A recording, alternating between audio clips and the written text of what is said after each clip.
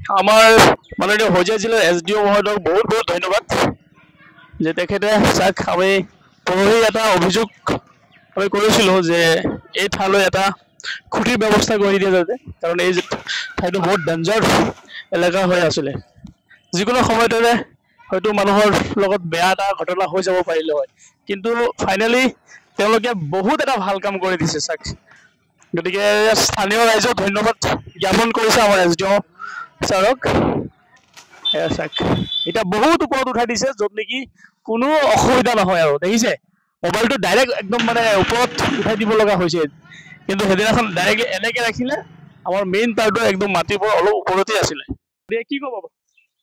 হয়, আমাৰ হোজাই জিলাৰ বিদ্যুৎ বিভাগৰ SDO মহোদয়ক বহুত বহুত ধন্যবাদ জনাইছোঁ। আমাৰ ৰাইজে যিখিনি সমস্যাত ভুগি আছিলোঁ আজি এবছৰৰ পূৰ্বে, সেই সমস্যাখিনি যে অতি শীঘ্ৰে আপুনি এই সুব্যৱস্থা কৰি দিলে তাৰ বাবে আমি ধন্যবাদ জ্ঞাপন কৰিছোঁ। ধন্যবাদ।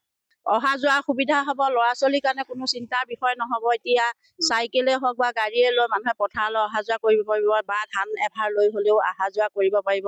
এতিয়া বিশেষকৈ আমি অসুবিধাত ভুগিব নালাগে। বিদ্যুৎ আছে বুলি যে আমি ইয়াত কিবা এটা ভাবিব লাগিব সেইটো এতিয়া ভাবিব লগা নহয় আৰু বিশেষকে এই কাৰণে ভিডিঅ'টো বনাইছোঁ কাৰণ চাক অভিযোগ আমি সেইদিনাখন দাঙি ধৰিছিলোঁ, এটা অভিযোগ আছিলে।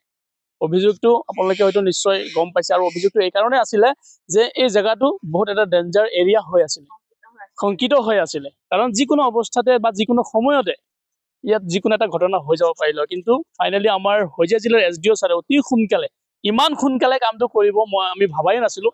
গতিকে ৰাইজে আমাৰ SDO ছাৰক ধন্যবাদ জ্ঞাপন কৰিছোঁ। লগতে মোৰ গপুৰ ব্লগছ হোজাইৰ ফালৰ পৰা ছাৰক অশেষ ধন্যবাদ যে আপুনি এনেদৰে যাতে আমাৰ সমাজৰ কামবোৰ কৰি যায় আৰু প্ৰত্যেকটা এলেকাত যাতে আপুনি সংকটমুক্ত কৰি ৰাখে, তাৰ বাবে মোৰ গপুৰ ব্লগছ হোজাইৰ ফালৰ বহুত বহুত ধন্যবাদ আপোনাক।